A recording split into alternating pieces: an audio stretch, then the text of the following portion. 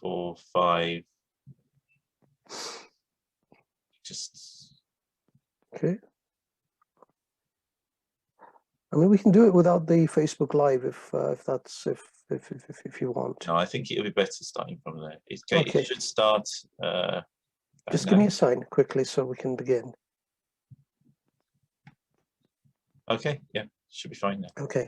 Hello, my name is Mohammed Abbasi. I'm with the Association of British Muslims. Today we'll be talking about solutions to the war on drugs. And the reason I came up with this subject is talking to Neil Woods and also Khalid Masud, who are former drugs officers, undercover and non-undercover drugs officers, drugs operatives, tackling issues around drugs, both in the UK and in other countries, especially in regards to Khalid Masud. Neil is also a board member of the Law Enforcement Action Partnership, the LEAP, in the USA and the UK. LEAP is a growing international organization that advocates for evidence-based drug policy and related criminal justice reforms. This group is made up entirely of serving and former police and other law enforcement officers. Khalid Masud is a former Inspector General of Police in Pakistan. Inspector General is a 3-star rank of a Lieutenant General in Pakistan and other countries. He has extensive experience in tackling drugs issues within Pakistan and around the world. He also has a lot of evidence from the United Nations and other areas which he'll be talking about in his conversation. So the way this will work today is we're going to have Neil followed by Khalid speaking, and afterwards everyone will have the opportunity to join in the conversation. This is not a debate, it's a conversation between friends and people who can learn from each other about what drugs are, how drugs affect people, but at the same time how we can tackle the underlying issues concerning drugs in a more mature and better way. So we're going to go to Neil Woods. Neil, can you introduce yourself first of all to some of our friends here? Let me just, if you can unmute, yeah. Thank you, Mohammed, for that introduction. And thank you for inviting me to this event today. Thank you. I think your introduction was fine. I don't think I need to explain too much more about myself, other than for the audience's sake. Basically, I used to catch drug dealers for a living. That was my reason to be within the police service, and I did that with great enthusiasm over many years, both as an undercover operative for 13 years, but also through conventional detective work as well. So it was my area of expertise. Now, I don't know the level of knowledge of this audience. There will be a variety of knowledge listening to me today. So for many of you, what I would ask you to do is to completely suspend your preconceptions and please consider carefully what is actually being said to you today.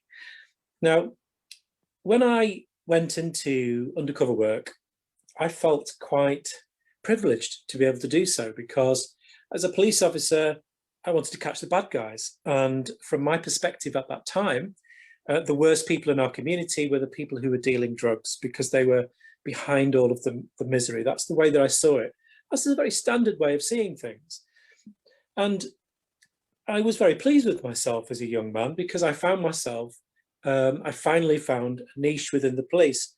I was a terrible uniform cop. I almost got sacked in my first 2 years in the job. I just wasn't very good at it. I wasn't very good at dealing with conflict. But finally, 4 years into the job, and I found my niche, something I could do. And the reason that I was recruited to do it is because there was a great moral panic in the press. Everyone was worried about problematic crack cocaine use and problematic heroin use, and mostly because the tabloid newspapers were telling everybody to be worried about it almost on a weekly basis. So one of the operations I did was actually, after I'd given up undercover work at that point, and I'd given up undercover work because it was taking too much of an emotional strain on me. One of the people from an operation I did, at the end of it, ended up being suicidal because of the way that I'd manipulated him as a vulnerable, problematic heroin user. He thought that I was his one friend in the world, and that my betrayal of him was the last straw for him. Now, that hit me very hard, but I was a ruthless undercover cop, and if you're going to be undercover hunting people in that kind of situation, you have to be ruthless. So I gave it up. But then I got the phone call from the detective sergeant who organised these kind of operations, and he said, "Woodsy, we need you to do this operation because this gang are even worse than the last gangsters you caught." And he was talking about a gang called the Burger Bar Boys, who are a very infamous gang from Birmingham. And they had taken over the heroin and crack cocaine supply in Northampton, about an hour's drive away from Northampton, from Birmingham. And as it was sold to me, they said, "Woodsy, you have to do this job because this gang are using gang rape, sexual violence as part of their reputation building. They're doing the normal kind of gangster things like kidnappings and maimings and murders, those kind of things, but they're also using sexual violence." So I was tempted back into the kind of work. Anyway, I manipulated some vulnerable people into introducing me to this gang. And it was a tough operation. I mean, the first time I was introduced to the inner circle, the 6 of the Burger Bar Boys who were running the supply, I was surrounded by hooded figures while I was interrogated, and these 4 hooded figures were walking slowly around me and sometimes headbutting me on the side of the ear or punching me in the ribs, all of the time being interrogated by this one other figure in front of me. And after several minutes, I thought I wasn't going to get out of the place in one piece. I thought that, knowing the reputation of these people, they were just going to leave me in a broken and bloody mess. And just when I was rather resigned to some more violence, suddenly the guy said, "Okay, what do you want then?" And I said, "I'll have 1 and 1, please." And he sold to me a £20 deal of crack and a £20 deal of heroin.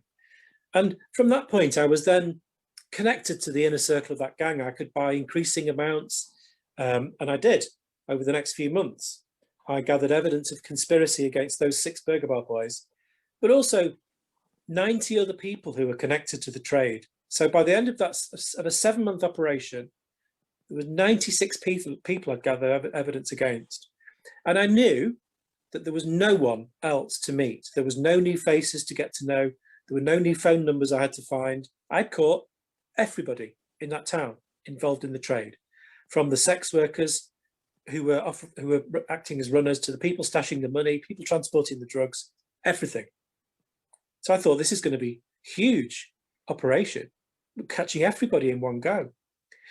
There was backup from 5 different police forces, an enormous operation, so many people arrested.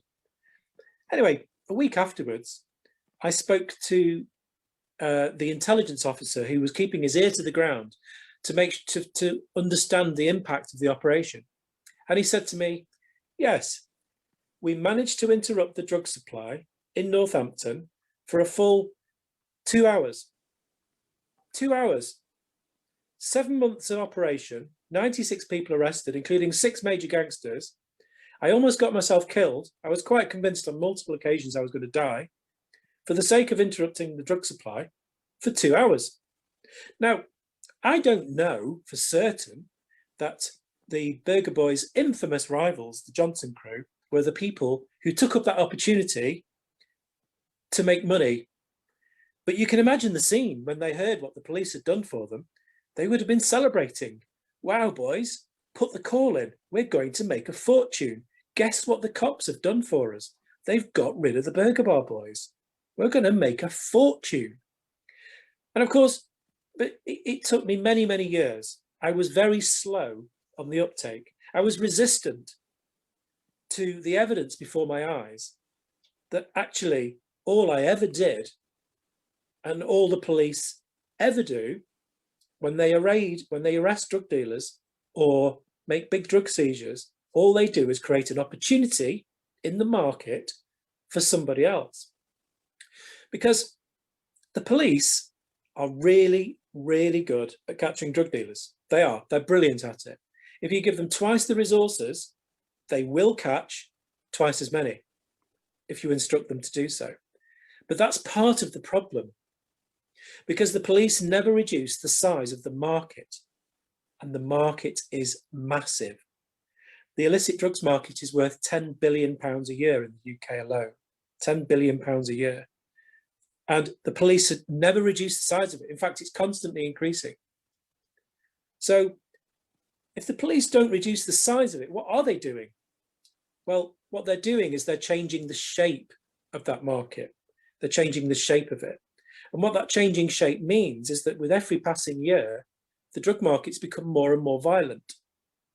Because in treating this problem as a war, with aggression, with enforcement, what we're doing is creating an arms race. And that's a better description of this war on drugs, actually. It's an arms race, because there's no chance of a peace treaty in this war at the moment. It's just a perpetual arms race where the police get smarter, they have better tactics, they put more resources into it, and the pushback from organised crime in our communities is an increased use of violence, because we've created a situation where it's the survival of the fittest. Those that are prepared to be the most violent and use the most intimidation are the ones who are most successful. Now, there are many aspects of this, the problems of this war on drugs that I could go to in lots of detail. I could talk to you about how the war on drugs marginalises and victimises vulnerable people. I could explain to you that drug addiction is not about the drug, it's about the trauma that somebody's going through. The idea that it's a chemical hook from the drug that causes that is simply not true. But there's another aspect that I'm really keen for you all to understand, because this next part is shocking to almost everyone that's not heard this before.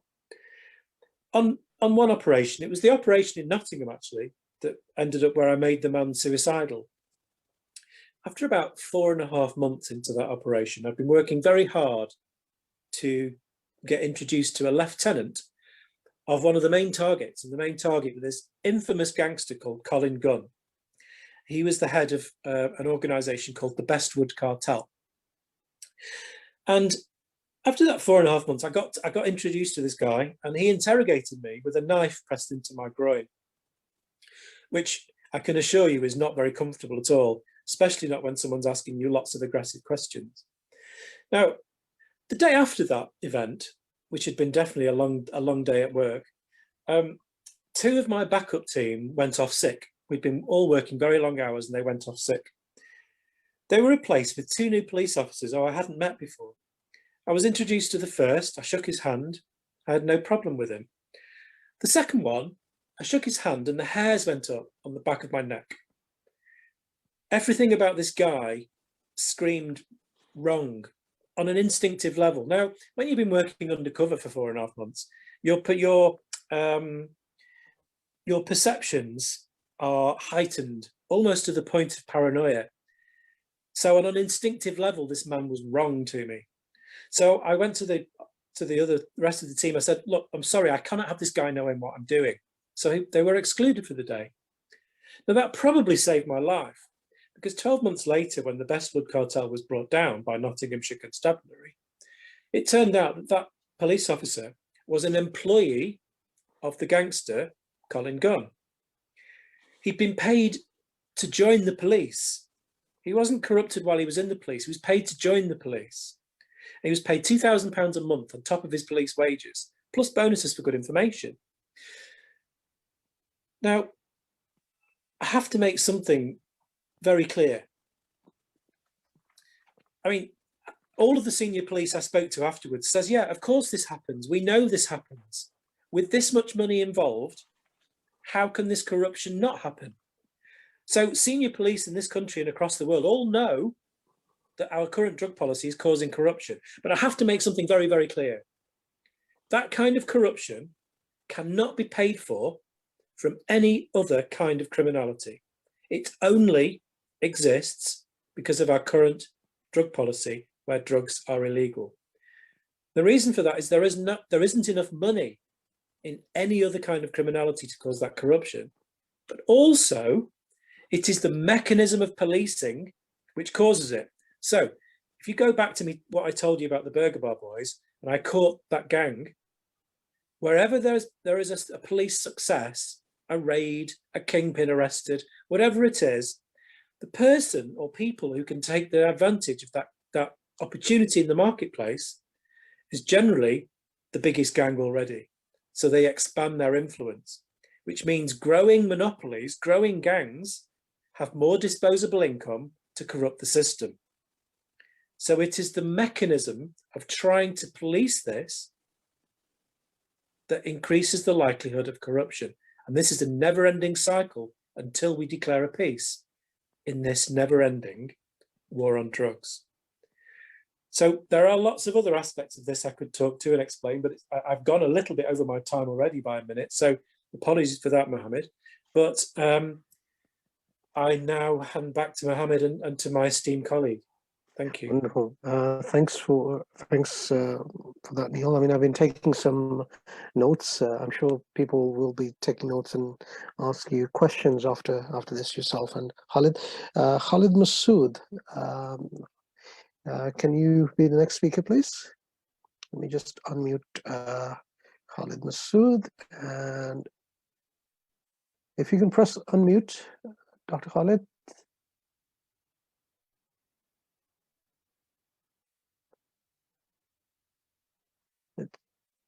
It's all right. You just get someone to unmute Khalid Saab. That must be the Is it okay now? Yeah. There you go. There you go. So Khalid Masud, I hope you found your colleagues' comments interesting. Do you want to speak for about 10 minutes as well? Yeah, I will. If you want, I will add something on to it. No, now, absolutely. Absolutely. I mean, do you want to introduce yourself first? Do you want to introduce yourself? Yes, I'm Khalid Masud, and I'm like Neil. I am also a police officer. I joined the Pakistan Police Service and worked at various levels, and then I mean, over a long period of over a long career. At one stage, I found myself in Pakistan's newly established Pakistan Narcotics Control Board. That was, I served a stint in the Pakistan Narcotics Control Board. We were setting up mechanisms, trying to coordinate the work of various police forces, customs department, border control agencies. And then you see, I went back to the police. I had a break in the career. And then you see, again, I found myself at a more senior level, again working for the Ministry of Narcotics Control in Pakistan. In between, I have attended innumerable conferences. I have attended United Nations sessions. I have been working closely with United Nations organizations at regional level, and I have seen too much. As a matter of fact, I mean, it is over. I'm now 70 plus, and you see the range of my experiences is so vast that I mean, I really don't know how to sum it up. But I will take up the point that Neil makes. Yes. You see, the drugs issue came on the global agenda. I will not go back into the history, but I will start, from where it really takes off. From 1961, when the United Nations drew up a convention, which is called the Single Convention. That convention, to this date, sort of regulates and coordinates international efforts to stop drugs proliferation and joins upon, or sort of in a way binds every member state to set up systems to control the use, misuse, trafficking of drugs within their own territories. And the single convention is then from the single convention, there were other conventions that were drawn up. In 1972, there was a protocol. Then there was in 1988, the latest is the United Nations Convention against illicit traffic in narcotic drugs, blah, blah, blah. Now, you see, what Neil is saying, I will like to take up that point.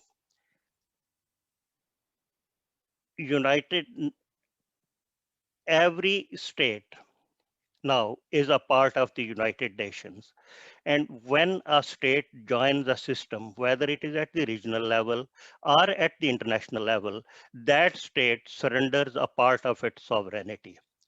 I mean, the loss of sovereignty became such an emotive issue within in the UK that it ultimately decided to leave the EU.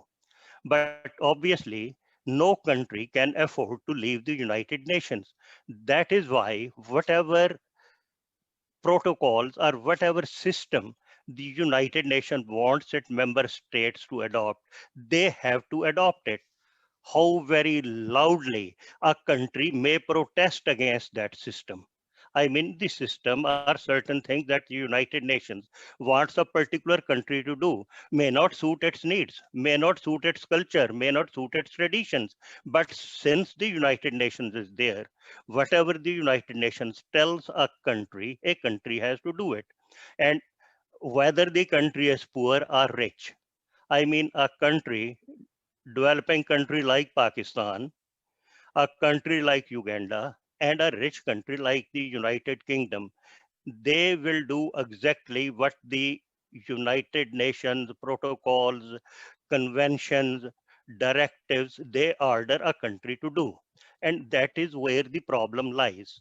I mean, we cannot expect Pakistan or the United Kingdom to take any unilateral action that runs contrary to the protocol to which these countries are a signatory. Now, instead of going into the details of each protocol, because these are the things which we had to study very closely. You see, I will tell you the mindset. The first mechanism that the United Nations set up to control the spread of drugs was called the UN UNFDEC, which is United Nations Fund for Drug Abuse Control. Now you see, mark the emphasis on the word control. I mean, it is a criminalized what you call system of supply suppression. Control is the key word. You see, when there was, and now you see this fund was given to various countries where drugs were supposed to sort of grown there, like let us say the Golden Triangle, Pakistan, and Latin American countries. I mean, this fund was used by those countries to take measures to stop the cultivation of these drugs. So this was the United Nations Fund for Drug Abuse Control. But then you see the bosses of the United Nations, which are, I mean, obviously everybody understands what I'm hinting at. I mean, America, let's name that country. America decided that that was not enough. Do more. So UNFDEC was replaced by what they call United Nations UNDCP, United Nations Drug Control Program. So the world was still control. Then came the third stage. Now you see, we have, I mean, any pretense or the fig leaf that there existed between drugs being a problem and criminality was abandoned once and for all somewhere in the 1990s when the United Nations merged drugs and crime. Now you see, the drug issues are tackled by what we call United Nations Office on Drug and Crime. Now, the emphasis is always on supply interdiction, and that is what Neil was doing. Now, you see, my experience, and these are the global statistics, and that is the evidence. Even the most well-resourced, the most well-equipped, and the most technologically advanced law enforcement forces are not capable of interdicting or suppressing 10% of the supply that finds its way into a market. As long as the market exists, and that is the point that Neil was making, you eliminate one gang, the space is vacant, and that space is captured by another gang. So, I mean, the problem is that only 10%, I mean, so much money is spent on police forces, on their equipment. I know, I mean, in countries like the United States and even in Britain, I mean, these narcotics officers in the police department, they get the flashiest cars, they get the most resources, they walk with a swagger. But with all that, what happens? I mean, only 10% of the drugs that come or that proliferate in the society, only 10% of that supply is suppressed. 90% supply is still there in the market. That leads to violence, that leads to misery, and that leads to more corruption, not only overall corruption within a society, and sometimes it seeps through into the law enforcement agency. But UK is still lucky in one respect. I mean, there is some seepage of corruption. This will happen in every country, and in America it is in a way endemic. It happens in every society. Look at Italy. I mean, this corruption has seeped, has gone even into their judicial system. The magistrates, the judges, I mean, they are at the mercy of these Italian drug mafia. So UK is lucky in that respect that it has not still gone to our judiciary, which still, I mean, is immune from this probably ill effect. So we have to look at another way. This the prohibitionist mindset, the supply suppression mindset, criminalizing those people who become a victim of drug use. I mean, this is an archaic policy. This was devised by the United Nations with a particular agenda in mind. I will just say a couple of last words. You see, certain countries were pressurized to the level that they introduced that death sentence for drug offenses. I mean, Thailand, Indonesia, Pakistan, their law says prescribes death sentence for drug offenses. But on the contrary, you see, there is good evidence that some of the wars in Latin America were funded with the blessings of the United States with drug money. Thank you very much. Thank you for that, Khalid Saab. I especially am interested actually in pursuing what you mentioned is 10% only illegal drugs are being eliminated. So that means 90% are going through. They find their way in the market. They find through. And Neil also mentioned that there's roughly 10 billion is the industry in the in the United Kingdom, it is now 20 billion. That is what the latest report of Professor Dame Carol Blake, her latest report is that came out in 2019. Okay, I'll just write that down. That puts the illicit drug market at 20 billion in the UK. But that is I think that is an underestimate. That's a conservative figure, yes. So what I'm going to do now, I'm going to open this up to the audience. If anyone has any questions, if they can raise their hand or so Peter, let me just unmute Peter. So let me, and then Shabdam. So Paul, can you see me? Paul, can you unmute Peter and then Shabnam after that? So we'll take two questions and we will let the... I'm allowing participants to unmute themselves now. Okay, wonderful. So, so Peter first. Okay, Peter? Yes. I have no expertise. I'm just a concerned member of the public who's read your book, and I'm a keyboard warrior. That's my only contribution. So my question is, are there any experts with experience in the area who support the current UK government position on drugs, and what is stopping change? So did you catch that, Neil and Khalid? Neil, please, because the UK specific question. Okay, go for it. I just missed the last sentence. So are there any experts that support the status quo and what, sorry? What is stopping change? What is the main thing stopping change? Oh, I love that question. It's always one of my favourite questions. Essentially, the first part, honestly, there are no experts who can defend the status quo with evidence. It's true, you know, whenever journalists organise a debate, they have this idea of pitching me or one of my team against an opposition, somebody else who can defend the status quo with evidence. But there isn't anybody. The only people who are actually publicly defending the status quo are people who are ideologues, people who are obsessive about a moralizing policy, people who believe despite the evidence. So it's really difficult. But you raise a brilliant question, Peter, in that if the evidence is so overwhelming for reform, and the evidence is so overwhelming that the current situation is a catastrophe, why isn't there change? Why are the politicians not changing policy straight away? And the answer basically is because of well, one part of the answer is has already been alluded to, is that we have the United Nations conventions which dictate which each government does. But that excuse can't be used anymore because those conventions have already been broken by Uruguay, by Canada, by the United States themselves, who are the architects of this drug war. It's already been broken. So the door is open for the conventions to be changed. Even the United Nations in 2016 invited member states to innovate with reform and regulation. They stated that themselves. So the door is open. But the reason why is democracy. And there is a specific reason why the normal functioning, our normal functioning democracy is not functioning correctly. Because this is essentially a social justice issue. And it's a social justice issue because the drug war affects the most vulnerable and marginalized in our community. It doesn't affect white middle class people. It affects ethnic minorities and vulnerable people massively disproportionately.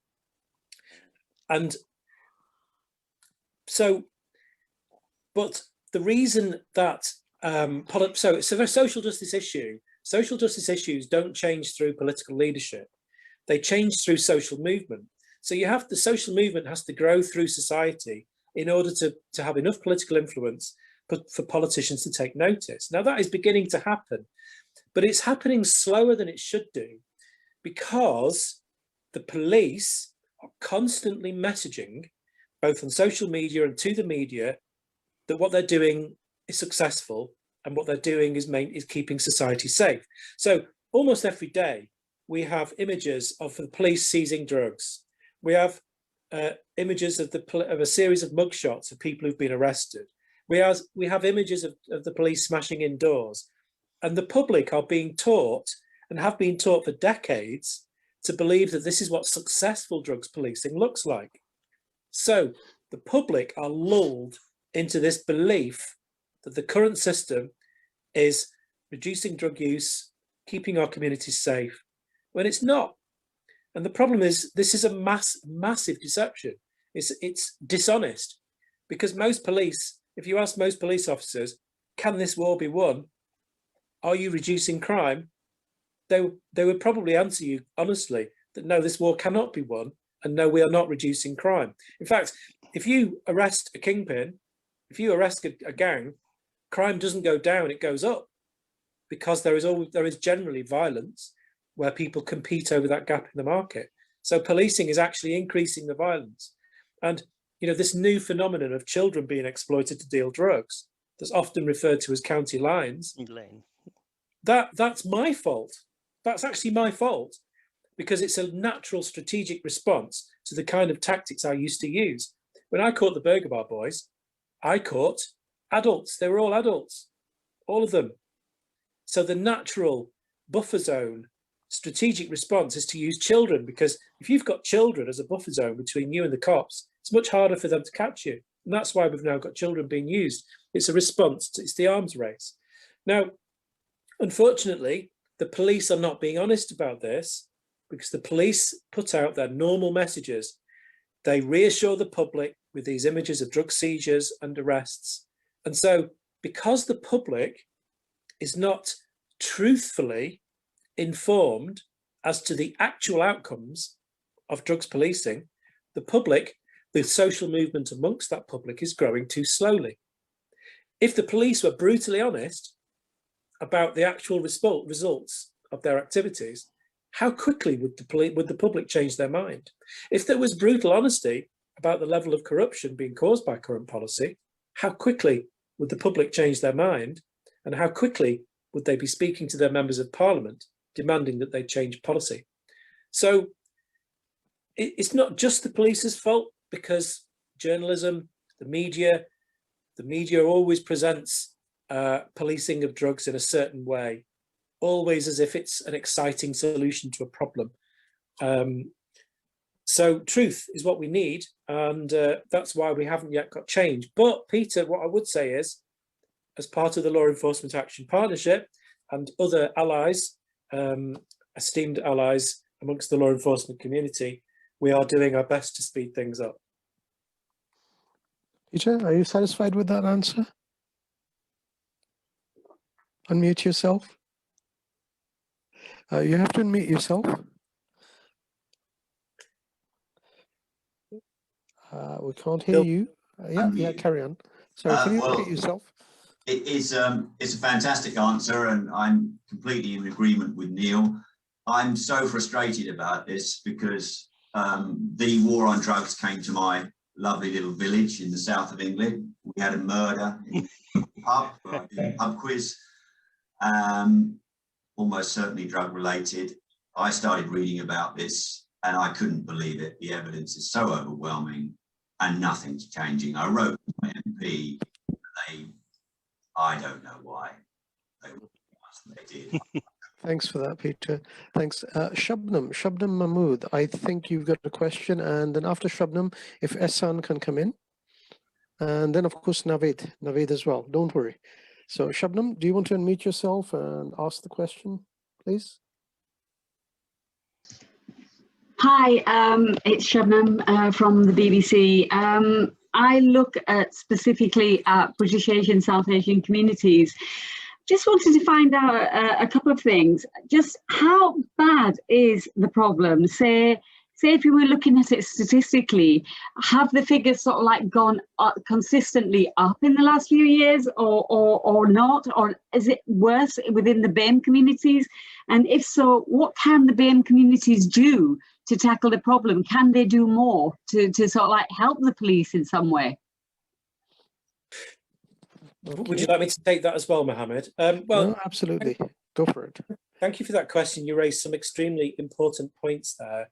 First of all, what I must point out is that there is good evidence that there is no community uses drugs any more than any other community. So Black or other ethnic minorities do not use drugs more than white people. It's the same across all communities.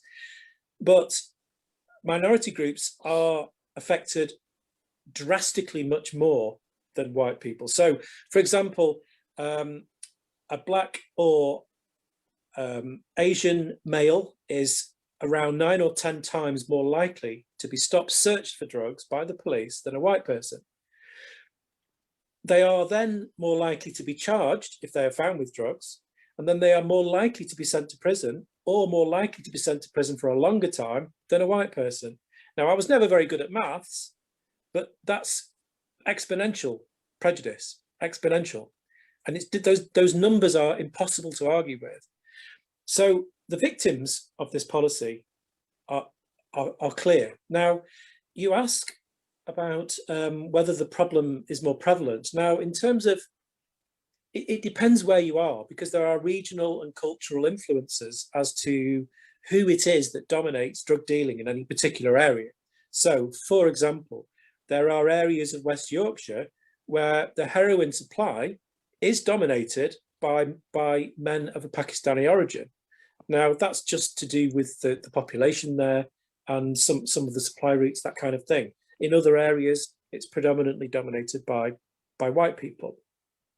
So in those communities, that affects that whole community. That affects the communities of Pakistani origin within that area. It does.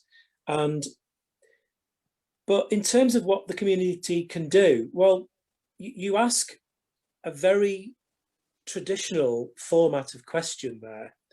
You asked, what can those communities do to help the police more? Well, this is the point I'm trying to make. The current policy where the police deal with this in punitive terms by investigating it as a criminal matter is adding to the problem. So if, for example, you had the police decided to have a crackdown in Bradford, which they have done in West Yorkshire, say the police decide to invest a lot of money and have a series of 3 months of covert investigations, warrants, arresting more and more people. Let's sweep the town clean kind of rhetoric that announced to the press, you know, we've got this special operation we've done. Look at all these people we've arrested. We've arrested 30 people. We can reassure you, the public of Bradford, that we are doing this to keep your streets safe. And they will even say things like, look, we've seized ounces and ounces of heroin here. This stops it getting onto the streets. Well, you see, that's a lie. It's not true, because what always happens when you have that kind of clampdown is an increase in violence. You have more people intimidated. You have more people being attacked because they're suspected of speaking to the police. People are kidnapped and tortured because they're suspected of talking to the police. So wherever the police increase their aggression within a community, then the pushback is from organised crime with aggression back on that community. So no, the answer is no, that there is no way that the public can use normal policing methods to improve their community. What they can do is they can lobby their police and crime commissioners to invest in health-based approaches. Like, for example, the police and crime commissioner in Cleveland is using police money that would normally be spent on crime investigation, kicking people's doors in, that kind of thing. They're using policing money to prescribe heroin to problematic heroin users in that community. And as a result of that, crime has dramatically gone down. Now, the best way for that community in Bradford to be safer is if they took the same approach, because the most lucrative market, especially for heroin, is the problematic heroin users. If you can look after those problematic heroin users by supplying the drug and looking after them, getting them into treatment and caring for them, suddenly the market has disappeared.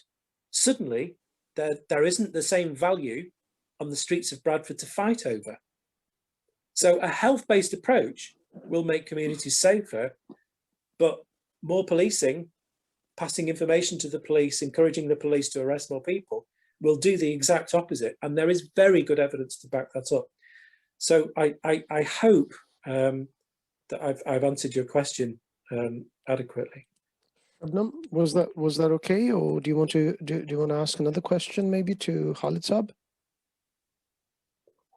You're muted again. Let me just unmute you. No, that's fine. That answers the question. I would like some stats about how bad the problem is, and maybe a regional breakdown on that. That might be useful. Yeah, well, I mean, stats. Well, what I can say is that since drugs were banned, since it's the 50-year anniversary of the Misuse of Drugs Act, and since that act came in, banning drugs, all drugs, and gave the police such powers in 1971, that drugs have become much more accessible, much more varied, stronger, and cheaper. You know, the market has only been going in one direction. Now, I can say that drugs have never been more available. Heroin and crack cocaine and powder cocaine has never been so pure. It's at its purest ever. Both are at the cheapest they've ever been. Now, to break it down into individual statistics, I'd have to show you a graph. I'd have to, it would take up too much time here, but I could certainly direct you to where the evidence is for that if you so wish. But I can tell you with absolute certainty that drugs have never been cheaper or stronger or more accessible. And a very important point, that in any of our communities, children, our young, have easier access to cannabis, MDMA and powder cocaine than they do alcohol or tobacco, because regulation works and prohibition doesn't. So in terms of, you know, I suppose in headline terms, this is a crisis. It is getting worse. And what better indication of that can there be for the fact that in the last few years, it's our children, it's our young people in our communities who are now on the front line of this problem. You know, this has been getting steadily worse. It doesn't take much of a focus on history to see how much this has been getting worse with every passing decade. Okay, Thank you. thanks for that. Ehsan, do you have a question for Khalid Saab or Neil, please? Yes, I do actually. Thanks, Neil and Khalid, for your insights so far. Neil, I find it ironically funny that you were able to stop the drug action for 2 hours, albeit almost getting yourself killed in the process. That's fascinating. My first question to you is, the key takeaway so far from this is that seems to be historically a lot of emphasis on supply suppression. Okay, it's fine, to eliminate, poppy cultivation, to bust, the heroin plants and processing factories.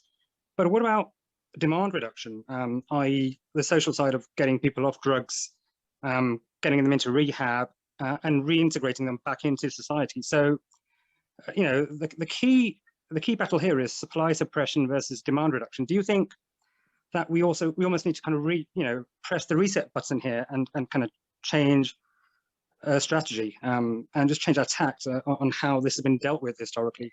And my second question is for Khalid. From a Pakistan point of view, Pakistan has always been portrayed as a perpetrator of drug abuse. And now the view, especially within Pakistan, is that it's a victim of drug abuse. It's been caught between two horrible wars, first the US and the Soviets in the 80s, then the war on terror, and especially the first war, between the US and the Soviets. It's well documented that war was funded by drugs, and Charlie Wilson's been on record for saying that. So, I think that there also needs to be a change of perception about countries like Pakistan, where, the strong belief is that, a country like that is a victim of drug abuse, not a perpetrator. I'd like to have your views on that. So, those are the two questions I have. Thank you. Wonderful. I was just thinking, Khalid Saab, can you answer that question first? I will answer both the questions. Supply suppression versus demand reduction. Well, Ehsan, the problem is that in 1961, when the United Nations Protocol, single convention on, when the international effort to control the spread of drugs or whatever, it was mounted. It was oriented, directed exclusively towards supply suppression. That is why in my presentation, I use the word every United Nations structure that was erected that used the word control. So it was always supply suppression. And as Neil also said, there has to be more money into health, into rehabilitation work, into education, into awareness. That was never done. Then there was funding given to these countries which grew drugs. Both in Latin America and in South Asia. Previously, opium used to come from the Golden Triangle, but that Golden Triangle, Southeast Asian opium, at some stage gave way to the opium grown in the border between Pakistan and Afghanistan, because that opium is more potent and it is smokable opium. So, but that is a technicality. Now you see, whatever money was given, it was for supply suppression. Catch hold of the gangs, ensure that these drugs, they do not leave your shore, they do not find their way into let us say Europe. It was to protect Europe, but that did not work. So demand reduction, and that is because the entire structure of the entire international structure was built to suppress supply. No, what you call worthwhile attention was ever given to demand reduction efforts. Even here also, you see disproportionately, as Neil says, resources are given to the police, to the law enforcement, better cars, more money, more, equipment, more gadgetry. And then you see the publicity that comes with it. What publicity will a poor social worker get who is counseling a drug addict? More publicity will be given to somebody like Neil, who busts a gang. He will be the hero. He will be his photo will be displayed on the front page of Daily Mail. and it will be said that he has busted a gang in Bradford, which is bringing heroin from Pakistan. So that is ridiculous. Therefore, the stress has to be changed. There has to be, I mean, we have to treat these poor victims of drug abuse. I mean, we have to look into it. Why this drug abuse or whatever? Why do they use drugs? Where, I mean, and what can be done to reduce their dependency on the drugs? Now, the second question is about Pakistan becoming, you see, Pakistan unfortunately got caught in the war between, in the Afghanistan war. And that is where the Pakistan's drug problem started. Now, you see, the problem, SN, is that under this, I mean, religion, there is a very complex relationship between drugs and religion, particularly in Islam. Now, you see, what Zia did in his enthusiasm, there was use of opium in the Pakistan society. There were these licensed opium retail small shops that were set up during the British Raj. They were called opium vends. The government will supply a certain amount of opium to these vends. People will come, I mean, those who were addicts used to depend upon opium. I mean, they would come and buy opium, and that was it. Overnight, you see, SN, what happened? These vends were closed. So you have a ready-made situation. There is a huge pile of opium that is now become useless. There is a population that uses opium. And then you see the next step was heroin. I will tell you something very interesting. Before, in 1975, as a police officer, I had never heard the word heroin in Pakistan. It was only cannabis and opium, or it was, I mean, these two drugs. But then you see, heroin started to appear because of the Afghanistan war. And then you see, I'm sorry to say that, I mean, the trend for the use of heroin started as in from Islamabad, where we had, I mean, these European, what you call diplomatic stuff, but I'll not go into those details. So Pakistan is now, I mean, it has a huge addict population. As a matter of fact, Neil, if you look at Pakistan, it is a microcosm of the drug phenomena in all its manifestations. It produces drugs, it has trafficking networks, right? And it supplies drugs to the world. So, I mean, it is a, I mean, it is a typical example of the drug phenomena in all its manifestations. So the Pakistan government is probably doing something in the health sector now. And then they are also have launched a very good program, and that is called crop substitution. In the areas as in where poppy is grown, the farmers are being incentivized to grow alternate crops. Let us hope it works. Thanks for that, Khalid Sab. What I'm going to do, I'm going to go to Naveed from Bearded Brothers for a question, followed by Jane Bond, who has a question. So Naveed, can you unmute yourself, please? And by the way, Doug McVeigh, you usually have you usually have very good questions. You must ask a question, mate. Afterwards.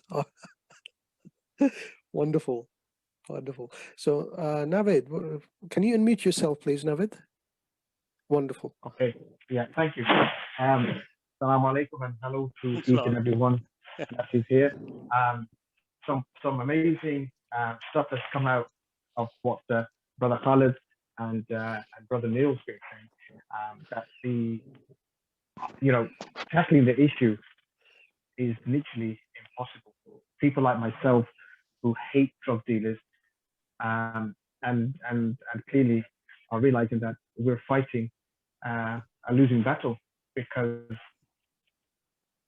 when one is taken away, there's 30 people replacing them or looking to replace them. But where do we move and how do we move forward? Because corruption, we talk about places like Pakistan being a third world country, and then corruption is going to be right. But here in the UK, also corrupted police officers and people at top level, because you can't flood a whole country with drugs, and it can't be Abdul and his one-man band that's doing it. So some people on the top level are absolutely allowing this to happen, and also you know, why don't they just legalize it, make it less, you know, for the lifestyles of these people, legalize the drugs, get these guys, these victims also need to be seen to, these drug users that have to now sell their bodies, and it hurts if you see these women on the streets having to sell their bodies as cheap as £5 just for a wrap. And even though that we look down at these people, but it's not them, they're victims. So I think that the government here needs to really change their act, and or increasing the sentences, because here I know we're in Birmingham, and going to jail is like a family reunion, because you meet your mama, your chacha, your uncle, your auntie. You know, it is just like, okay, yeah, it's a story in the past. I feel that we should take tougher sentences like the Chinese do. Oh, sorry, we talking about the Chinese, but you know, life for a life. How many lives of these people spoiling and ruining? And I feel that death sentence would probably be the only thing that could probably make these people change their want them to change their mentality, because you think, if I get caught here at the moment, I can get caught, I can come back, I've got my money stashed away. And I also feel that the families are also responsible, because if you've got a child who's never been to school and is driving a £56,000 car, accountability is very important. And also the money taken from these drug dealers should be invested back into the youth. I am doing something, and Sister Shabnam is probably going to be in with me on this project, where we're encouraging youth to start becoming entrepreneurs, and the families are helping them to get off the streets, because they've got an option of either selling milkshakes or selling cars or selling drugs. So, Brother Neil, you know, this is a question for you. Where do you see the future of this issue? Because if people like yourself feel threatened that it's not safe, would you advise people like myself and other people like myself to actually get involved and speak to the police, because we don't really know who we're actually speaking to? What do you think, Neil? Yeah, thanks for those comments and observations and the question. Just let me pick up on one comment before I answer your question, if you forgive me. You made the point about bigger prison sentences and maybe even the death penalty. I have to make something really clear. There is very good evidence from around the world, and a particularly good piece of evidence from the UK Home Office, actually, which was a report released in October 2014, which shows that it doesn't matter the level of punitive action, it doesn't matter the length of prison sentence, even the death penalty has no impact at all on drug use, none at all. So increasing prison sentences, the mechanisms of the criminal justice system, forget it, it doesn't have any impact at all. There's very good evidence. What it does do, if you threaten gangsters with a death penalty, they'll threaten their community to make sure they're not grassed up. So if the criminal justice system steps up the threat, longer prison sentences, death penalty, whatever it is, you get more violence in the communities in response. So violence leads to violence. And another point is, you know, why do people use drugs problematically? Well, people use drugs problematically because they're traumatized and they're hurting. And if you send family members to prison, if you send parents to prison, then you're creating more traumatized children and you're sealing in the problematic drug use for the next generation. So turning up the heat within the criminal justice system always makes things worse. Now, it's important to note that most drug use is non-problematic. 90% of drug use causes no problems to the individual whatsoever. And the 10% that does create a problem, it's a sliding scale. Some people need more intervention than others. But it's important to note that people who have a real problem with drugs, they're dealing with pain. 2/3 of problematic heroin users, 2/3 are self-medicating for childhood trauma. That's either sexual abuse or physical abuse or neglect, or they're dealing with other kinds of mental health problems. Now, these are people who should be cared for and not criminalized. But once we understand that people who do have a problem with drugs have specific underlying problems, then we can stop thinking that it's the drugs causing this, because it's not. It's not the drugs causing this. Now, where do we go from here? I totally agree with you in what you just said, that, you know, why don't we just legalise it? But within the reform world, we don't like the word legalise because it scares people. It sounds like a free-for-all. What we're talking about is taking control. We want to get this problem under control, because at the moment it's out of control, because organised crime decides what drugs get sold to who and where. It's organised crime that decide to sell to young people. It's organised crime that continues selling to people who need to be cared for. So we need to take that control away from organised crime. That's the way to deal with this.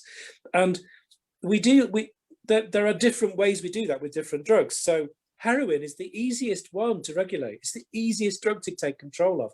We wouldn't even need any change in legislation in the UK, because doctors can prescribe it if they have a license to do so. When in the UK, we used to prescribe heroin to heroin users up until the end of the 1960s. When we stopped doing that, there was only 1,046 heroin consumers in the UK. 1,046. The moment we stopped doing that, the market was given to organised crime. That's when our problem started with heroin. And 20 years later, and this is a useful statistic for you for the BBC perhaps, 20 years later, that went up to 300,000. Now there's a very clear cause and effect there. The market was given to organised crime. And that's where our problems began. That's where the accelerated violence began. It's where the generational problem came in, where children are growing up in communities affected by that organised crime, and they can only go in one direction. You know, I interviewed 3 generations of gangsters in Liverpool, and I asked each one of these generations, how easy was it for you to get hold of a gun? The gangster from the 1970s and 80s said, no, I could never have got hold of a gun. The people would have said, don't be so stupid. We're not giving you a gun.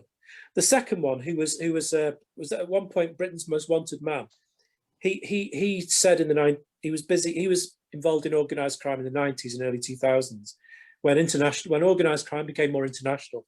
And he said, well, we knew we had access to automatic weapons if we really needed them, but we'd never give them to young people because that would be stupid. And the third generation, he was 16. He'd escaped from county lines drug dealing. We asked him how easy it is for you to get a gun.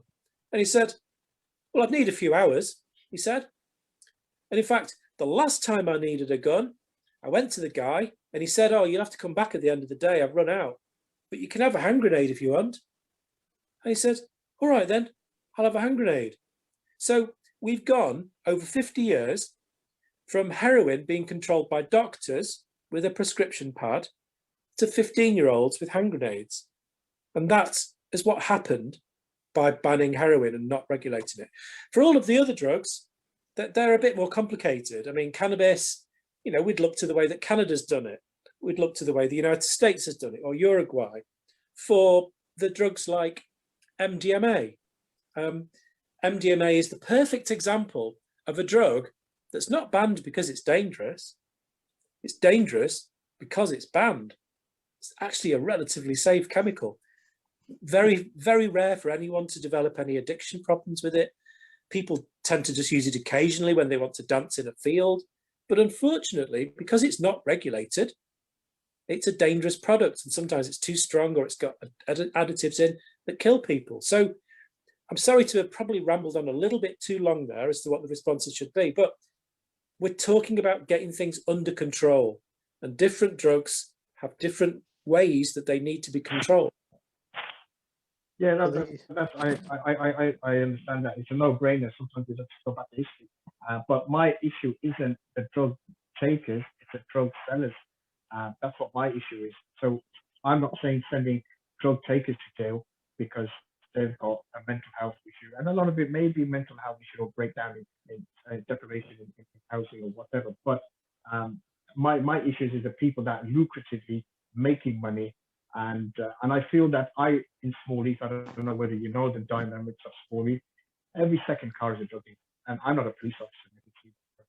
But again, if we take them off the road, they're just going to be replaced by other drug dealers. So it makes no difference.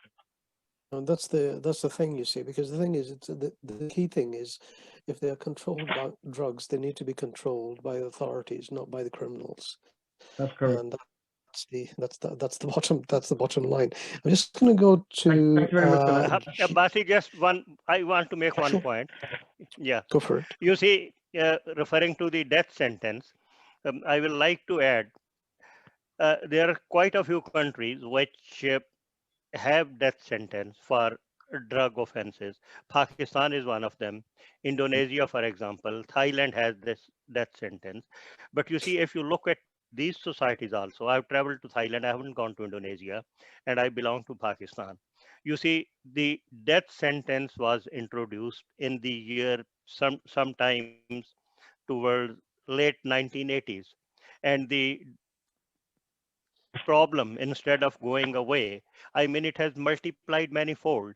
So death sentence, more punitive measures, I mean, they do not really solve the problem. You have got to have a rethink on the probable causes, and then you have to treat a victim of drug abuse as a member of the society who needs your support.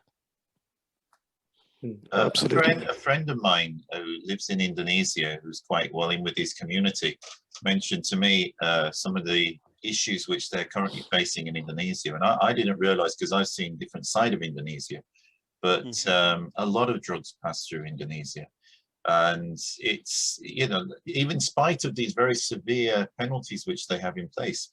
So it's like what you end up doing is you get those individuals who end up getting caught and they get executed. But you know, it's like they're just like individuals within a massive system that is the underworld within those countries. So it's like, you know, how do you close that? And you're not going to close it by just killing a few individuals. No, absolutely agree. And you see, it's very, very easy. I mean, look at the point of view of I guess, a drug dealer who's earning a lot of money, and you bring in laws that are more stricter. Obviously, there will be more victims in that line between you and the dealer. And I would be more careful, a lot more careful, but I would still continue dealing in those drugs. Jane, do you want to ask a question, followed by Doug and then Sharon? Jane, can you unmute yourself, please? If you can unmute yourself.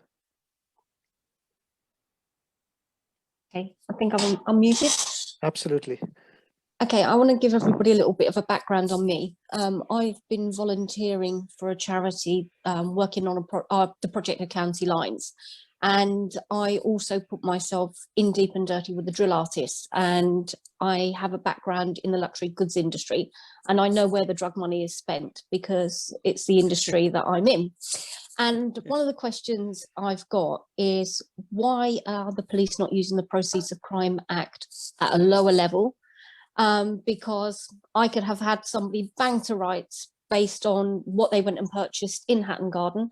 The man was clearly on his Instagram bragging about his trappers and his drillers and his nitties. He's got his bricks of money.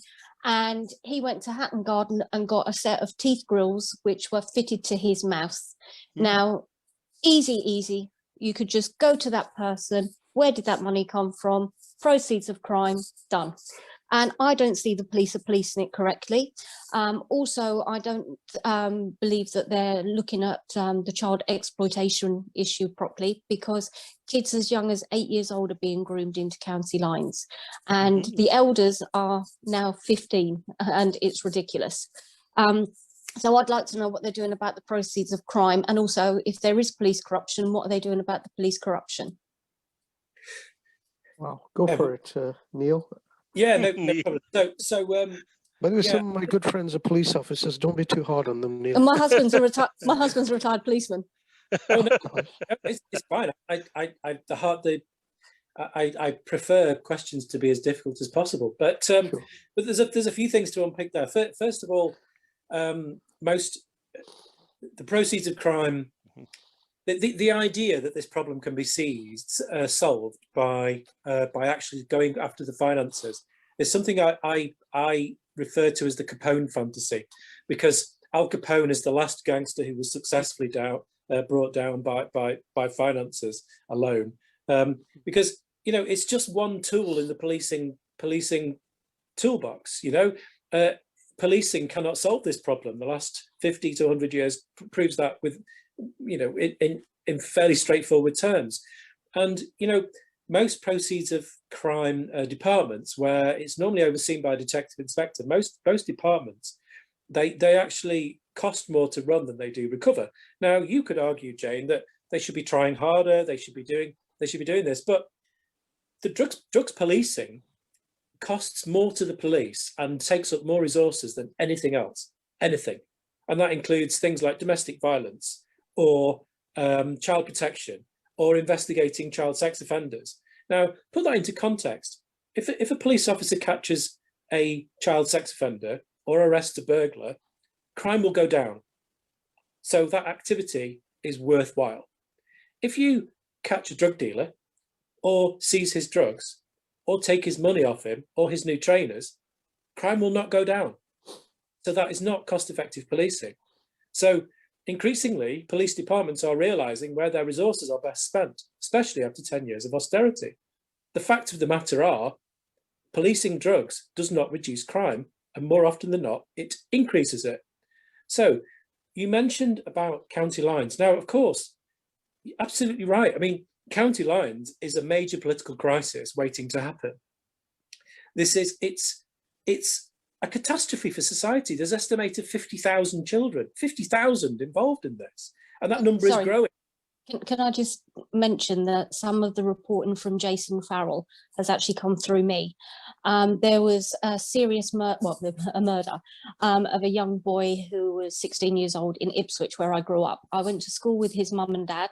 My Facebook went absolutely crazy, and that's when I volunteered to get involved in the county lines. And my opinion of the policing, getting it wrong, goes back to the 80s. And in Ipswich, there used to be a pub when I grew up at the era of the rave scene. So this is when the ecstasy was coming in. I remember them seeding spliffs with cocaine, and I was in and around it. And why I'm so anti the way that the police are doing it, they raided a pub that everybody knew that only drug dealers went, or people went there to buy drugs. They raided the pub, it dispersed the drug problem across the town, and it set the roots for county lines. Now, county lines were working in reverse back in the day. They weren't coming from London into Ipswich. They were going, the boys were going from Ipswich to London to collect the drugs, then sell it. And I know because I grew up and I was around these people. And so I can talk from from experience. Now, I also shared a house with a guy called Lee Norris. His brother was somebody that was doing recreational drugs, and I actually went to an illegal rave with this guy. And I just wanted to experience it. I've never done a line of coke. I don't smoke weed. I don't take drugs. And so I went to this illegal rave, and the guy was taking, in my house, he was taking blotting paper acid into his eyes. He was taking lighter fluid into his mouth. He was popping the ecstasy. He was smoking weed, obviously, and doing anything that he could get his hands on.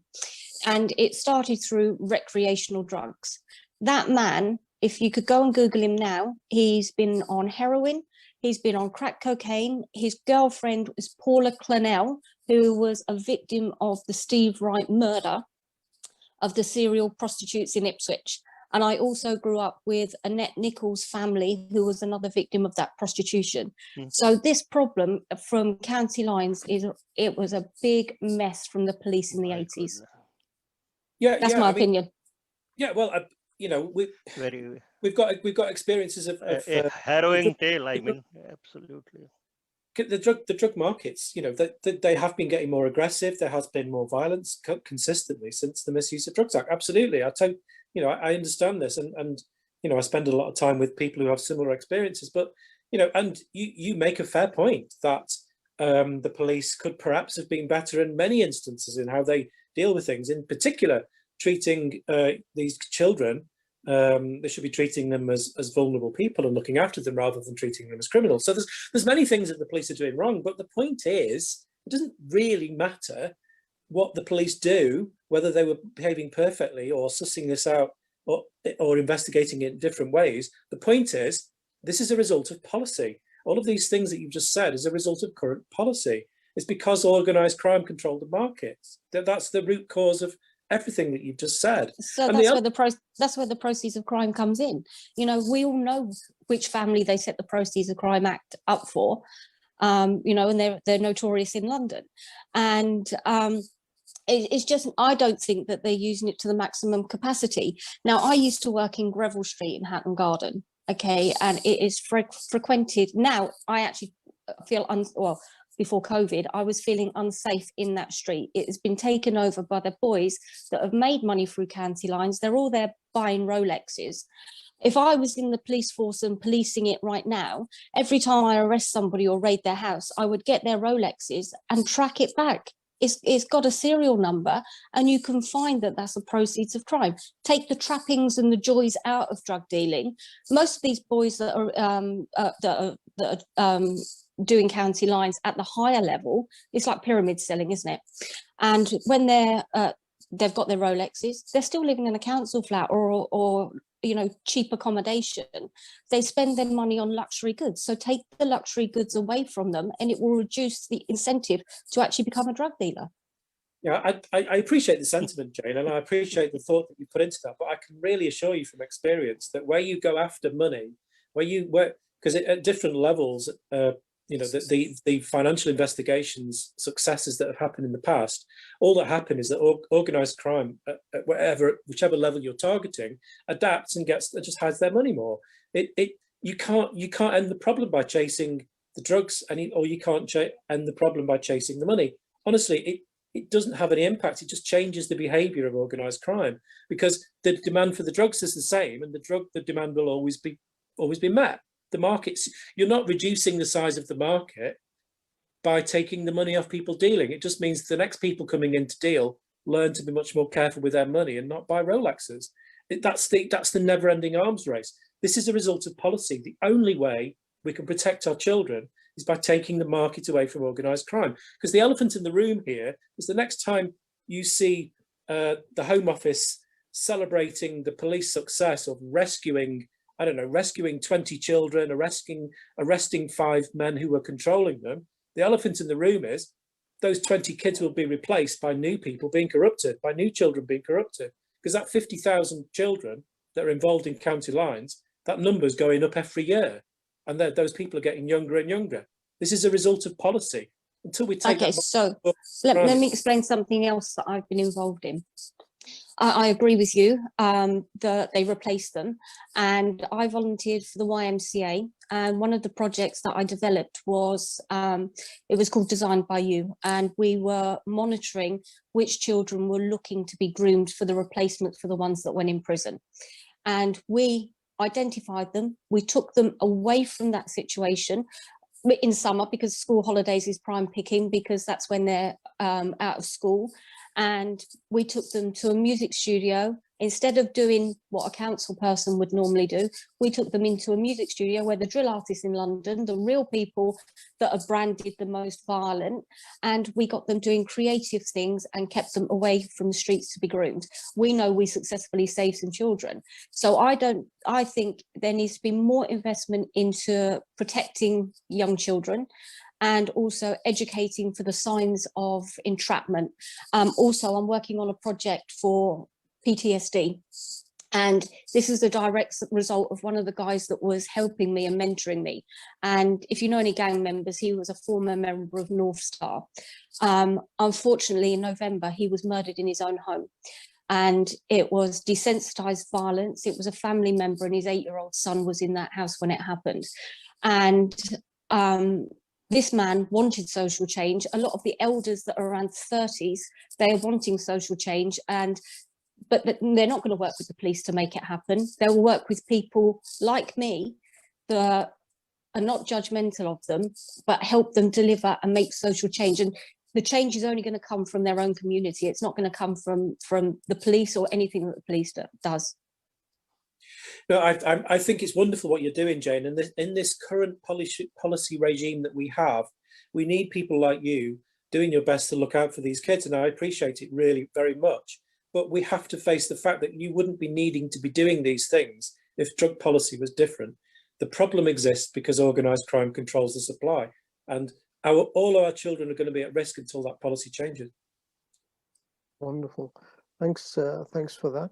We're going to go to Doug McVeigh, and then followed by Sharon, and then Rhubarb.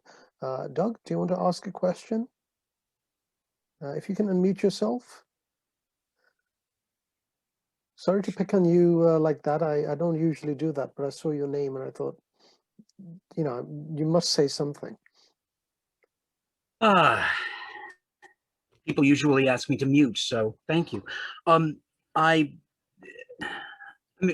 from the United States, actually, still here up in Portland, Oregon. I've been involved in drug policy work for, it's going on 4 decades now. I spent a few years in the wilderness. You're one of the few audiences that'll actually understand that reference. In the wilderness, because I'm willing to use the L word. We're more and more of us are now. I should mention, by the way, part of that time in the wilderness I spent working in the illegal market. I have to disagree with something that Neil said. Police are really good at catching people who are using drugs, not so good at catching people who are selling them, or at least in our country, it's the usual suspects who get arrested, which is why we have such terrible clearance rates. And I guess the question is, I'll get to an actual question, and it goes back to what's happening here in my state. In the general election, we overwhelmingly approved a ballot measure that reduces the penalties for simple possession of most drugs, heroin, cocaine, methamphetamine, MDMA, etc. Now simple possession, personal use amounts will be just a fine, or which could be waived if they agree to go to treatment. That's the part that's gotten the attention, but the part that hasn't is what the legislature is working on, unfortunately, and that's the bigger part, which is funding for the kinds of services beyond just substance use treatment, services like housing and education and mental health care, possibly physical health care. In a lot of cases, people have actual physical issues, which is one of the reasons that they started using opiates in the first place. Like I say, passed overwhelmingly last November. In the state of Washington, just to my north, their legislature is now considering a bill very much like that. I'm wondering, is there any chance of that kind of move where you, there in the UK, the actually de-emphasizing, it's not, and again, it's by law, rather than telling police this must be your lowest priority because whatever, you know, guidelines, right? We've actually changed the legal status. And as I say, we're trying to put these, is there any justice, something like that happening in the UK? Yeah, I mean, that's an interesting question. We have a bit of a complex thing going on with decriminalisation here. So for example, north of the border in Scotland, the local government is the Scottish National Party. And in October 2019, the SNP brought in decriminalisation, Portuguese style, as part of their policy. It's in their manifesto, that if they had the choice, they would have full decriminalisation, so no one would have any criminal conviction for possession of any drug, and that treatment would be the default position should they require it. So that's a great potential policy, but the problem is they're partly doing that because London won't let them do that. So there's all sorts of political problems with that. But they've said that they would bring in decriminalisation. Now, south of the border in England and Wales, we have decriminalisation happening in some areas in spite of the government and not because of them, and that's being led by the police. So we have, I think, 43 different constabularies in England and Wales, and many of them have brought in diversion schemes, which essentially are de facto decriminalisation. One, for example, in the Thames Valley, the Oxford area, is it's even pre-arrest, so there's no arrest involved. Someone is found with drugs, they are given an appointment to see a drug worker, a drug counsellor, and That's it. And the drugs are taken off them, though, you know, boo, I suppose. So that is effectively decriminalisation happening in spite of politics. Now, when the first constabulary that did that in the UK, Durham, when they announced that they even press released it, they said, we are decriminalising the possession of drugs in the county of Durham. And they said, to clarify this, no one is going to get sent to court to get a criminal conviction for possession of drugs in the county of Durham. They press released it, they made it quite clear. And that was fantastic. And the response from the Home Office, from the government, was, we expect the police to uphold the law. That's it. That was the only response. So there is a creeping, so the police are leading reform, very much influenced by my organisation, I'm pleased to say. And that's where so the police are ahead of the politics at the moment. And these actions by police is also influencing the social movement amongst the public. So yes, I'm optimistic. But of course, from a policing perspective, I'm glad that less people will be getting criminal convictions for what they choose to do with their own mind and body. But from a policing perspective, it doesn't go anywhere near enough, of course, because even in Portugal, it's still criminals supplying the market. And that's what we need to take the control away from. Could I ask one more? This is more of an international thing. For General Masud, for the last 4 years, my government has taken a hiatus from drug policy reform and in fact went the other way. Whereas we had under the Obama administration, we had 2 directors of national drug control policy who appeared at harm reduction national conferences and spoke and embraced the idea of harm reduction. For the last 4 years, we've had an administration that has been suing to stop harm reduction projects in the US. We now have we're in the midst of a regime change here in the US. Not quite done, but we've started. We still got to get the Senate, but we now have someone who's the acting director, only the acting director so far, who's supportive of harm reduction. We have a human health services secretary who has actually defended these supervised consumption facilities, who's very much embraced. Has the US absence in drug policy reform internationally been noticed over the last few years? I mean, is this just me, or is that really what's been happening? And is there a chance that we might see some changes now with a better administration? Now, you see, this is you have come up with a very interesting sort of, not exactly a question, but information, I would say.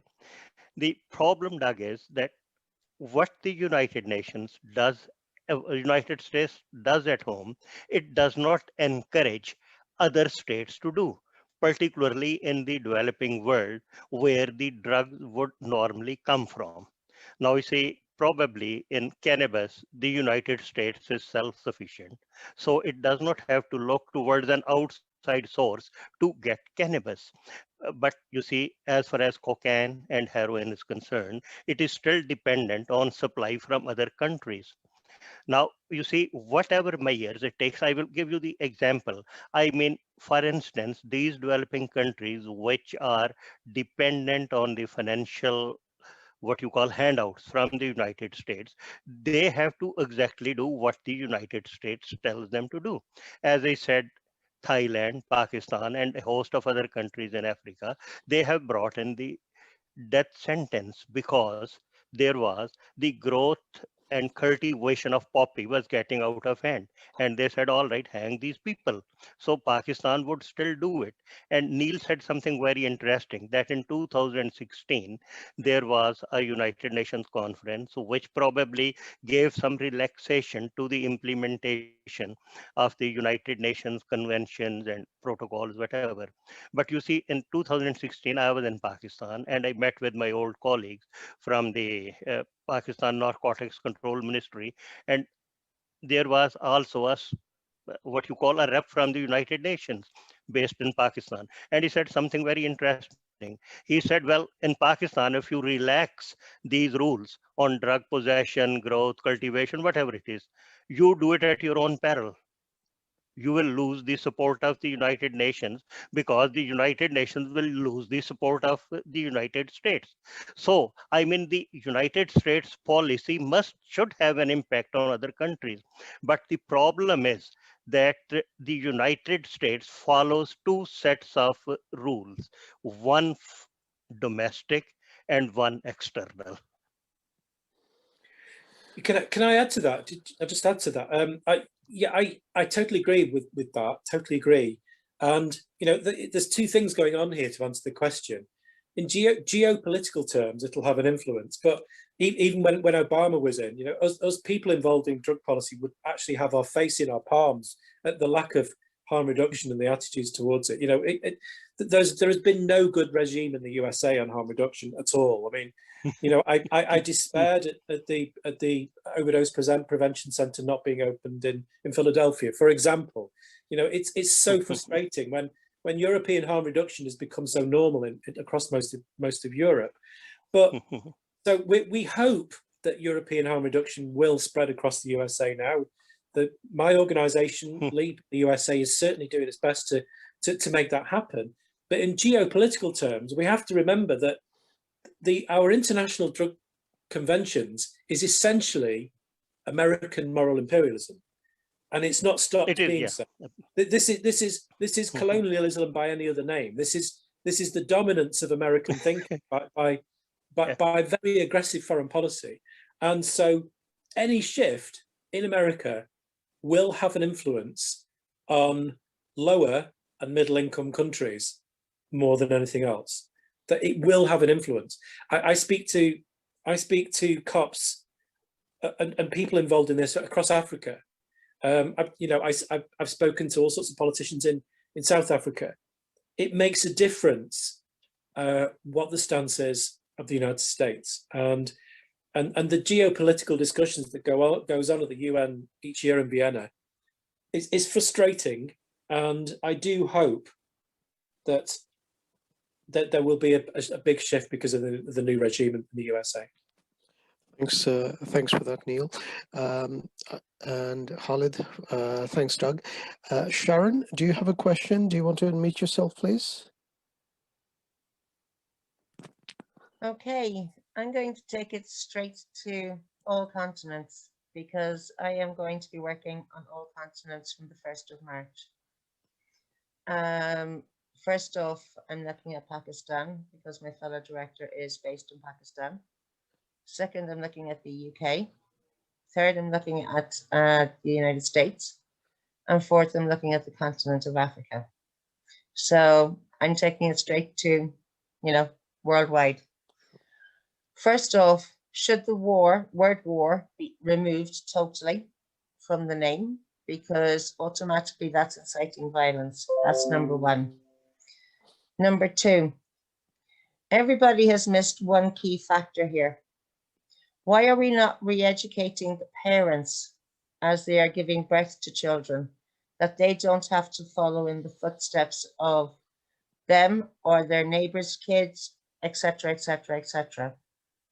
That means empowering the children to actually say no. I live on a council estate. Yes, I might be starting a multinational company, but each one of my kids has been empowered to say no. That's because I have educated myself. Number two, why are we not using the Proceeds of Crime Act within the UK to put this education in place, and to put in place the education and programs that need to go into the schools from the ages of 8 to 15 to keep these kids out of drugs? When it comes to other countries, and I hate using the word developing countries because this global pandemic has put us all back into developing mode. Why are we not all sitting at a round table and saying, right, 170 odd countries in the world, let's act as a united front. It's time to act as a united front. Yes, a lot of drugs have to still maintain their criminalized status because they have to be controlled. But what is going to be the new and improved unilateral, right across the world stance on drugs? Because if it's not done internationally, then you are beating your head against a brick wall. The other continent that I'm working with is Africa. I am going straight into the deep end in Africa. In fact, my website has been launched next week. And part of the programs that I'm working with in Africa is human trafficking. And guess what they're trafficking? They're trafficking drugs. Within Pakistan, we're putting in projects that actually encourage farmers to actually come away from those crops. We are re-educating people. It all comes down to education plus information equals empowerment. And that empowerment is the word no. It's the ability to turn your back on generations of culture and to actually say, enough. I choose not to take drugs. I choose not to get involved in violence. So why is every country in the world trying to do their own bit? It's time. This global pandemic has shown us that this is a world without borders. Let's start acting like a world without borders. And let's start actually creating a change that will affect everybody on this planet. Wonderful. Thanks for that. Khalid Saab, do you want to answer that? Let me just quickly, you keep on muting yourself, so hold on. Let me just, O'Neill, do you want to answer that? Then Khalid can answer it. I mean, it's great sentiments, Sharon, but there's clear evidence that just say no doesn't work. Any just say no campaign that's ever been imagined and brought doesn't work. It's a great sentiment, and actually trying to run drug policy on those terms is actually what's got us in the mess in the first place. So let me give you an example of a regulated product where we manage the drug much better. Smoking tobacco in the UK is at its lowest since 1940. We do educate people. We do teach our children that we don't want them to smoke. Yes, of course, that has an impact. But the fact that it's regulated has meant that we've got this smoking to its lowest for decades and decades. And we've not done that because it's illegal, because it's not illegal. We've done that because we're in control of it. We have control over how it's packaged, what it looks like, over the branding, over the price, who it's sold to, how it's sold, and at what age it's sold. We have control. It's not controlled by criminals. So it means we have a better way of protecting our young. And of course, part of that package is education. Of course, part of that package is parents being empowered to discuss it with their children and encourage them not to do it. Of course. But as long as the other drugs, less addictive drugs, are being controlled by organized crime, we do not have the same control, no matter how many times we tell them no. Not everybody has the luxury of the stable family and situation that they can have that communication with their children anyway. So society controlling these drugs is the starting point. And then, of course, conversations between parents, children and community forms part of that. But without control, without government control, we never reduce that market. We will not reduce the demand for drugs. And one reason for that is that drug use is normal. It's a normal part of human existence. So the best way we can protect people is to control it and to make those drugs as safe as possible, to let adults make informed choices and to protect our children with access to those drugs. Thanks for that. Khalid, do you want to add to that answer? You have to press the unmute button on that side. Just there.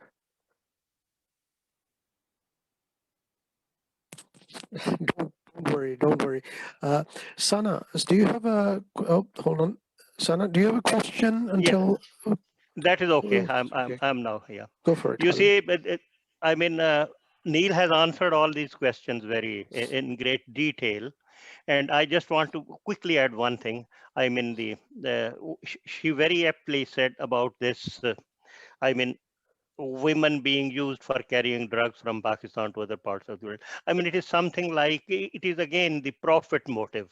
You see, if the drugs fetch a price, then you see, as Neil previously said, that, I mean, this is a criminal activity that brings in high dividends to those who control it.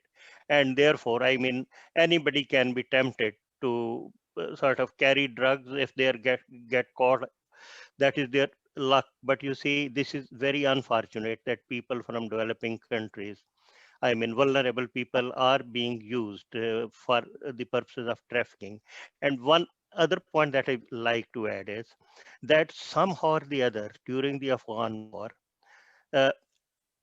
drugs and, I mean, the war on drugs got mixed with the war on terrorism. And I mean, that is something that needs to be taken into consideration, how to couple the two. Okay, thank you for that. Right, Sana, can you hear us? Sana Baig, are you there? Sharon, do you want to add any let me just, if you can unmute yourself. Yeah, I Sorry. was trying to get back in. First off, thing is, my kids didn't come from a very stable family. So I can safely say that the estate I'm in, yes, there is drugs widely available, number one. Number two, what I did say was that we don't, yes, it is good to discuss them with our kids, but unless we educate the parents, then we're not going to get very far. Education is what's going to change things. And what I did say was, it's time that all nations of the world sat around the table together and decided to create the change, because one country working on its own is not going to create change. Even with the United States involved, it's not going to create the change. Every country has to be on the same page, because there's no point in having one rule in the UK, one rule in the Republic of Ireland, one rule in the United States. It has to be universal. That's what I actually said. Well, I mean, I respectfully disagree there, because the only way we're going to get change is if individual nations courageously take steps to change things. So, for example, Canada has courageously regulated the entire cannabis market. They did that on their own, and they are leading the world as a result of that, and they are leading the world by means of example. So European nations are now being influenced to consider cannabis regulation as a result of that particular leadership. So, and you know, if you want to get all the nations around the table to agree, well, Russia's never going to agree to a more reasonable drug policy, and neither is Saudi Arabia, and neither is China. So we actually have, I think the opposite is true. So we need to break away from the United Nations. We need to have a revolution, or multiple revolutions in multiple nations, because by that way we will create an evidence base of drug policy regulatory innovations that will inspire other nations. So I look forward to the day where, I don't know, the Netherlands, for example, regulates the supply, controls and regulates the supply of MDMA, because once they do that, they will inspire all of the other dancing nations to do the same thing. So we need leadership, and we need revolution from the United Nations conventions. But Neil, just one thing, very quick point. You see, you mentioned Canada, Netherlands, these are all rich countries. I mean, countries which mostly, I mean, Afghanistan, and let us say even Pakistan, they don't have the luxury of breaking free of these shackles. Very good point. Yes. No, absolutely true. I'm just saying, if Sana Baig, are you there now, Sana? Hello, yes, can you hear me? Absolutely, Sana. I do apologize. Sorry you were muted for so long and you're trying to get in. Please okay. do. No problem. I have one question, either for Neil or Mr. Khalid Masud. If they can tell me, do you feel illegal immigrants are more vulnerable in being groomed into drug gangs? And if so, what is the solution to this?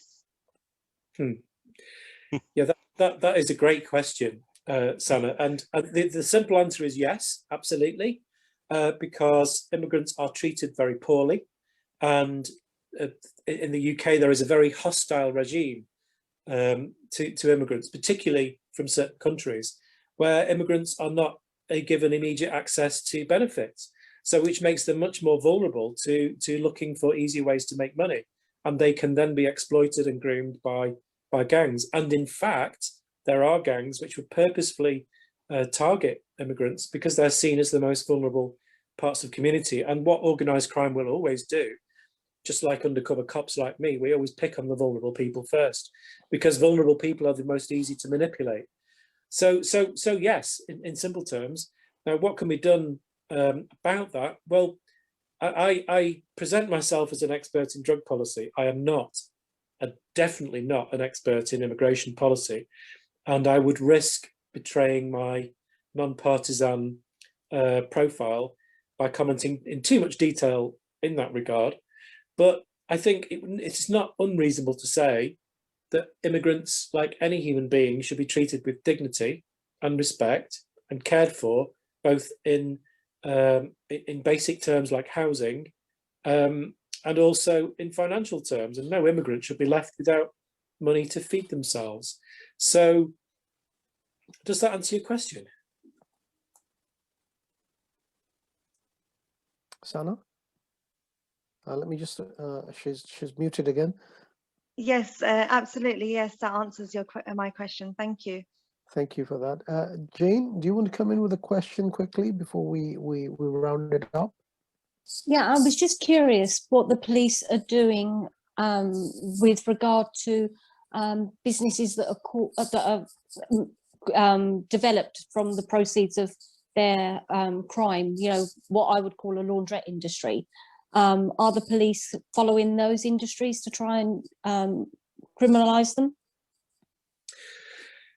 Well, yeah, I mean, to a degree, but I would just refer you to my previous answer and some of the points I've made previously, that whether you look at this through the lens of the money within the illicit drugs markets, or whether you look at it through the lens of the actual commodity of drugs which is being traded in these markets, the sheer scale of it is way beyond anything that the police can do. So I refer to at the beginning of this presentation, my esteemed colleague stated that 10% of drugs were seized. That's actually not true.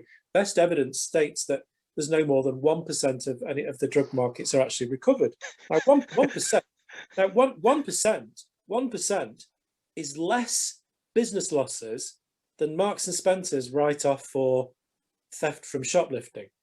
So we're talking less business losses than any legitimate business. So when you realise that this is billions upon billions, it's one of the biggest industries in the world.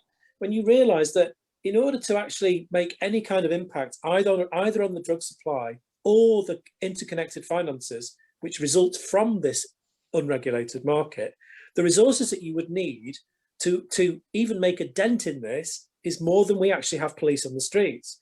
So you need to look at this in the context. You know, we can look at this and become frustrated and look at it thinking, well, why are they not doing that? Surely if they did that, it would solve the problem. But if suddenly the police directed all of their resources on investigating all of the hairdressers, all of the pubs, all of the cafes, all of the various ways that organised crime spread their risks, and they spread their risks. They spread their risks so that if the police focus on one aspect, they've spread their risks to other ways of hiding their money. If you did that, all that would happen is they would become more careful in that aspect of their risk. And in a fantasy world, in an extreme fantasy world, where you actually could trace electronically or physically or by physical investigation or by teams of detectives, if you could actually trace even 50% of the value of the drug markets and actually seize that, all that would happen is the price of gold would go up, because gangsters would start investing in different commodities and different ways of stashing their money. Because I think that's past tense. They're doing it in Bitcoin. Well, yeah, but all right. So say you manage to shut down or seize every Bitcoin, then the commodity would go somewhere else. It's like squeezing a balloon. The balloon just expands somewhere else. It's like trying to sieve water. You'll only ever catch a few drops. It's not worth wasting our energy in even trying to figure out the multiple complex ways this money is found. Our energy is best spent speaking to our politicians to persuade them to change policy, which has caused this situation. Thanks for that, Neil. I'm just thinking, Samina, just one more question from Samina, and then we'll close this because we've got another Zoom, believe it or not, happening in about 15 minutes. I know, it's crazy times. Samina, do you want to unmute yourself, please? Hello. Hello, Samina. Hi, good evening. Good evening. I have been listening this debate and thoroughly enjoyed with the discussion with all the panels.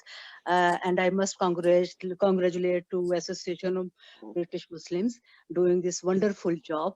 And I look forward for future programs, these kind of debates. It should be on Zoom, and all over the world people can benefit of it. Thank you very much. Thanks, Samina.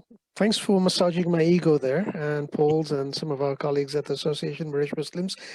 Do you have a question for Neil or Khalid on what you've heard and what your point of view or question might be for them? I think I must say both the speakers are spoken very well, and I must see in future both the panel members, they come across on the board and discuss few more typical issues which Asian communities are facing living in this country. Thank you for that, Samina. What I'm going to do, I've got Neil and Khalid's contact details and quite a few of the colleagues here. So maybe if you can text or message your email addresses, we will keep you informed of our next Zoom session.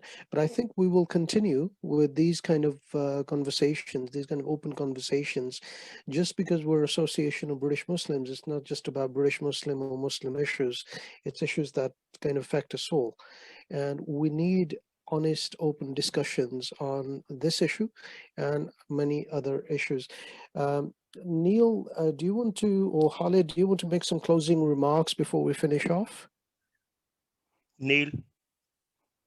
Well, I mean, thank you all very much for patiently listening to what we've said this evening. All I would say is if you are convinced, or I suspect some of you might have come to this discussion believing that the current system actually does any good. But if you are now convinced of the need for reform, then you are now part of the social movement.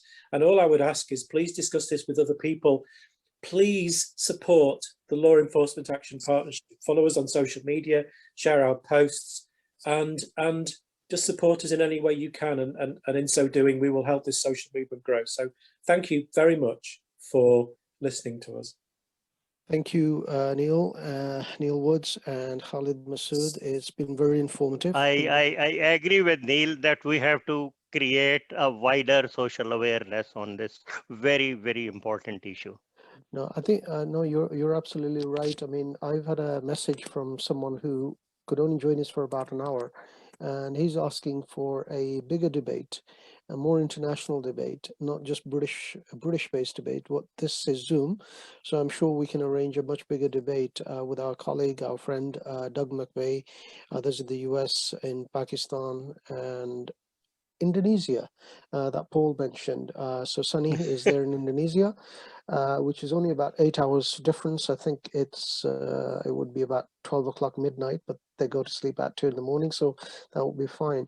Thank you, everyone. Thanks for attending. And if there's any other further questions or comments, please email myself or Paul, Saladin Armstrong. Thank you. And Kashan, before we go, Kashan, do you have anything to say? You did message me earlier. Kishan Amar. I'm going to give it over to the bearded brother, our Nav. I think he was pointing his finger up. Or quickly, Nav. Okay, Remark? thank you very much. Thank you once again. And would it be okay for us to share each other's numbers, because there are some valuable people on this panel, which I think collectively it is all about educational and teaching the future generations. And I think it was Sarah, Jane Bond, Sarah Ray. If it's okay for your details to be shared with myself by Brother Mohammed. If so, I think I'd like to sit down and have an in-depth conversation with you guys, if that's possible. Wonderful. Nav, some of our colleagues, our friends, are actually putting their email addresses into the chat box. So if you could quickly copy that, or do you want me to do it? I think you should do it. Thank you. I shouldn't have said that. I think Neil, my colleague thanks. Mohammed Abbas, he can connect anybody who wants to be connected. Thank you. That's after this session. very sweet of you. And I'd just like to thank you, Mohammed, for putting this together. I think you've done an excellent job, and this has been a really valuable Zoom webinar. So thank you very much for that. And thank you to Neil and Khalid for taking part, and everybody else who joined in with the discussion. Thanks, Paul, and thank you to yourself and also the University of Birmingham for allowing us, for helping us to put this together. Thanks, everyone. Thank you. Assalamu alaikum. Thank you. Assalamu alaikum. Thank you. Wa alaikum salam. Good evening. Good evening.